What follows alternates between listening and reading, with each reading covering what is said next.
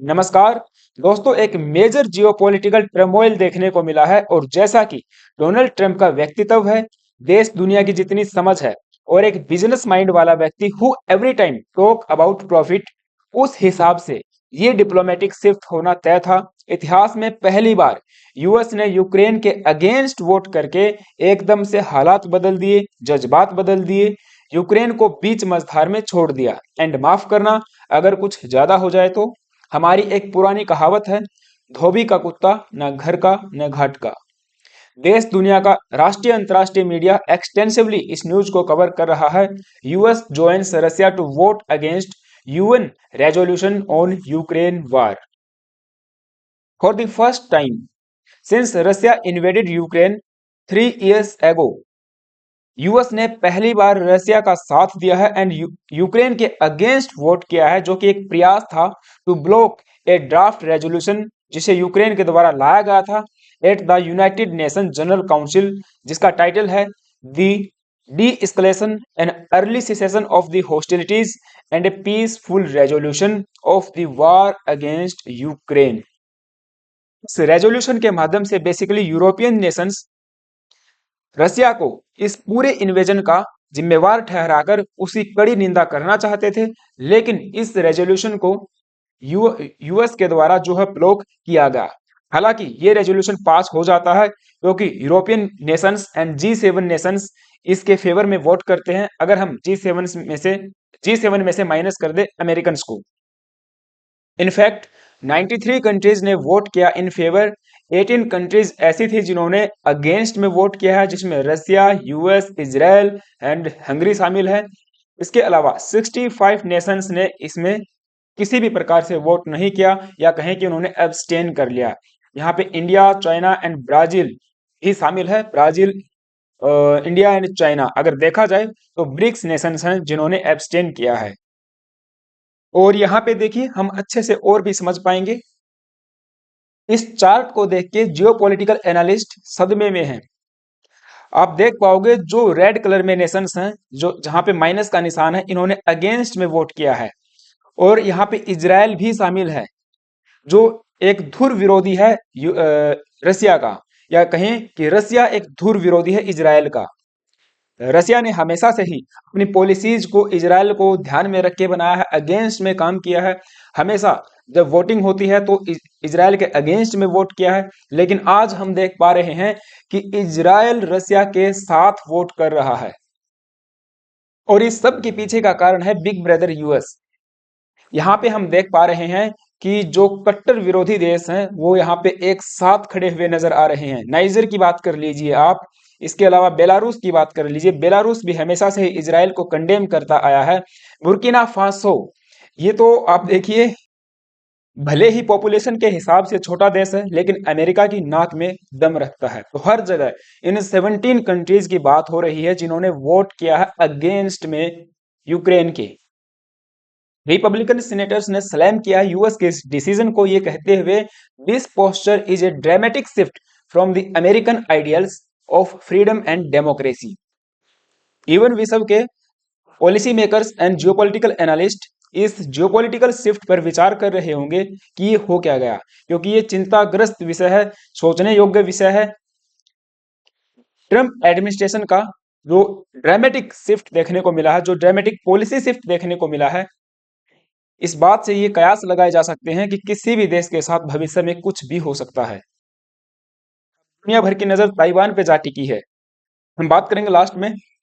लेकिन इंडिया का स्टांस आपको मैं बताऊं तो इंडिया ने, चाइना ने, इन सब देशों ने एब्सटेन किया है। इसके साथ टोटल 65 नेशंस ऐसे हैं जिन्होंने किसी के भी पक्ष में वोट नहीं किया है। और इंडिया का जो एजेंडा है, हमारा जो स्टांस है रसिया यूक्रेन इन्वेजन या रसिया यूक्रेन कॉन्फ्लिक्ट को लेकर, वो सदा से ही हम एक साथ रहे हैं पीस, डिप्लोमेसी एंड डायलॉग के। इंडिया का स्टांस है कि ना हम आपकी तरफ हैं ना हम आपकी तरफ हैं, हम लोग शांति की तरफ हैं। जहां कहीं भी शांति देखने को मिलेगी, पीस देखने को मिलेगी, इंडिया का रवैया, इंडिया का स्टांस जो है वही रहेगा। तो आप देखिए कि 4 ब्रिक्स मेंबर्स ने भी एब्सटेन किया है। इसके अलावा Saudi Arabia, UAE, Qatar, Iran, Iraq, Oman, Kuwait, Syria, Ethiopia and Argentina, ये सब भी एब्सटेन करने वाले नेशंस में शामिल हैं। अब यहाँ पे एक चीज और देखने योग्य है कि ईरान कट्टर विरोधी अमेरिका का एक राइवलरी देखने को मिलती है हमेशा से ही, इन्होंने भी एब्सटेन किया है। और रसिया हमेशा से ही ईरान के साथ खड़ा रहा है। ईरान का जो न्यूक्लियर प्रोग्राम है उसको लेकर भी ये हमेशा से इनको समर्थन देते आए हैं। इसके अलावा जो भी यहाँ पे हम कह सकते हैं मटेरियल वगैरह प्रोवाइड करना, वो भी यहाँ पे देखा जाता है। And interestingly Pakistan, Bangladesh and Sri Lanka ने भी यहाँ पे एब्सटेन कर लिया है इस बार, लेकिन भूटान, नेपाल, मालदीव एंड म्यांमार ने फेवर में वोट किया है इस रेजोल्यूशन के। नाउ अब ये रेजोल्यूशन लाया क्यों गया था, तो देखिए रसिया यूक्रेन कॉन्फ्लिक्ट को आज 3 साल पूरे हो चुके हैं। आज मीन्स ये 24 फेब 2025 को 3 साल पूरे हो चुके हैं, और उसकी तीसरी जो एनिवर्सरी है उसी को मार्क करते हुए एक रेजोल्यूशन लाया गया था। हालांकि ये नॉन बाइंडिंग होता है। इस रेजोल्यूशन के पास होने से ऐसा नहीं है कि रसिया के ऊपर कोई ऑब्लिगेशन क्रिएट हो जाएगी या यहाँ पे रसिया दब जाएगा या इवन वार को छोड़ देगा, तो ऐसा कुछ नहीं है। ये नॉन बाइंडिंग होता है। बस एक तरह से आप समझिए निंदा करने के लिए इस तरह के रेजोल्यूशन लाए जाते हैं कि हाँ, विश्व के इतने देश आपके अगेंस्ट खड़े हुए हैं, ये चीज दिखाने के लिए होती है। खैर, इस रेजोल्यूशन के पास होने के बाद एक और बड़ा ड्रामा देखने को मिला।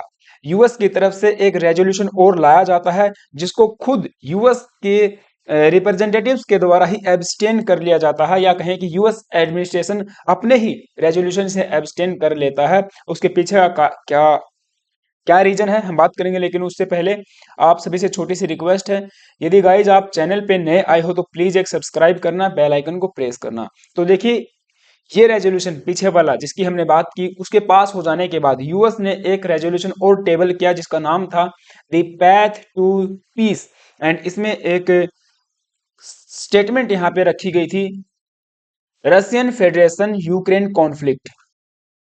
लेकिन इस कमेंट को अमेंड किया जाता है फ्रांस के द्वारा, एंड फ्रांस ने ही बाद में इसको टेबल किया है सदन के पटल पर, और यहाँ पे रिप्लेस किया जाता है इन शब्दों को with the Russian federation Ukraine conflict. Means इसको रिप्लेस किया जाता है with the full scale invasion of Ukraine by the Russian federation.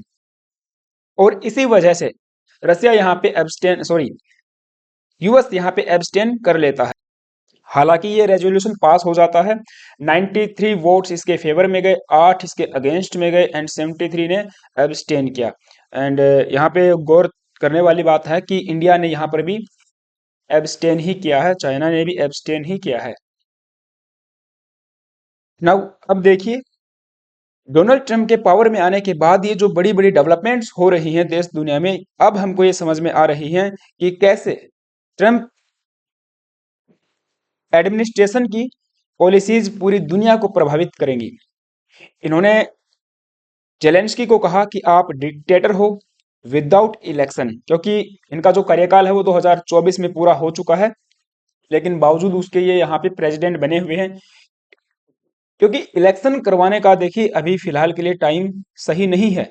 कोई एक देश वार में उलझा हुआ है तो वो इलेक्शन करवाएगा या सामने वाले से अपनी टेरिटरी को इन्वेड होने से बचाएगा। तो ये भी यूएस के प्रेसिडेंट के द्वारा कहा गया कि हमने जितने भी आपको पैसा दिया है बिलियंस ऑफ डॉलर, उसको आप वापस कीजिए। ट्रंप ने तो 500 बिलियन डॉलर के मिनरल्स की डिमांड कर दी जो यूक्रेन में देखने को मिलते हैं। लेकिन पूरा विश्व इस बात से चिंताग्रस्त है कि देखिए बाइडेन एडमिनिस्ट्रेशन ने ये पैसा ग्रांट के रूप में दिया था, मदद के रूप में दिया था, ना कि वापस लेने के लिए। अगर यूरोपियन नेशंस की हम बात करें तो उन्होंने जितना भी पैसा यूक्रेन को दिया है युद्ध में अपनी जीत सुनिश्चित करने के लिए, वो सारा लोन के रूप में दिया है, सॉफ्ट लोन के रूप में दिया है। हो सकता है उसका जो इंटरेस्ट रेट है वो कम रहा हो या लॉन्ग टर्म में यूक्रेन उसको वापस करे, लेकिन रसिया की तरफ से यूएस की तरफ से ऐसा कोई भी एग्रीमेंट नहीं किया गया था कि ये पैसा लोन के रूप में होगा, वापस करना होगा। सारा का सारा पैसा ग्रांट के रूप में जो है दिया गया था। तो इस डेवलपमेंट से पूरे विश्व के नेशंस को एक सीख भी मिलती है कि आंख बंद करके कभी भी यूएस के ऊपर आप भरोसा मत कीजिए, पता नहीं कब वहां सरकार चेंज हो जाए और कब वहां की पॉलिसीज ड्रामेटिकली चेंज हो जाएंगी आपके इंटरेस्ट के हिसाब से।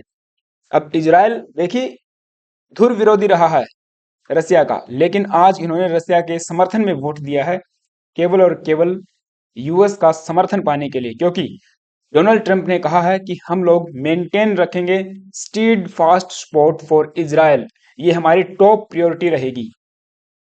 आपको गाजा में जो करना है करिए, आपको पैलेस्टीन में जो करना है करिए, फुल समर्थन रहेगा यूएस का, पैसे की भी चिंता नहीं है। तो इस तरह हम देख पा रहे हैं कि इजराइल जैसे देश अमेरिका की झोली में बैठे हैं, जैसे कभी यूक्रेन बैठा था, लेकिन उनको जो है गोद से उतार के फेंक दिया है। अब लोग इस बात की भी चिंता कर रहे हैं कि भविष्य फिर ताइवान का क्या होगा। हो सकता है ताइवान को इन्वेड करने के लिए चाइना निकल पड़े और अमेरिका कहे अरे कोई बात नहीं है, करने दीजिए। एक समय पे वो भी कभी चाइना का पार्ट ही था, या कहें कि वो भी चाइना ही है। टू चाइना थ्योरी से भी शायद ये जो है शिफ्ट कर जाएं। और इसके अलावा हम कह सकते हैं कि इंडिया को भी सबक सबक लेना पड़ेगा कि कहीं ना कहीं भविष्य में ये कश्मीर के इशू को लेकर ये ना कह दे कि ये तो पाकिस्तान का हिस्सा है। ठीक है, तो इस तरह से हमको भी सोच समझ के हमारी पॉलिसीज को बनाना पड़ेगा, एंड यूएस के साथ जो रिलेशंस हैं वो हमें सोच समझ के आगे भविष्य में तैयार करने पड़ेंगे, क्योंकि ये जो चेहरा है ये अनप्रिडिक्टेबल है। समझ नहीं आएगा कि कब इसके मुंह से आग निकलेगी और कब ये है किसी ना किसी की तारीफ करेगा। ठीक है, तो ये अब देखिए चल रहा था, मुझे लगा कि आपके साथ साझा करना चाहिए। आई होप कि आपको सारी बातें समझ में आई होंगी। आपका क्या ओपिनियन है मुझे कमेंट बॉक्स में जरूर बताना है, एंड यहाँ पे कोई पॉइंट मुझसे अगर छूट गया है तो वो भी आप कमेंट बॉक्स में लिख सकते हो। Thank you guys, have a nice day.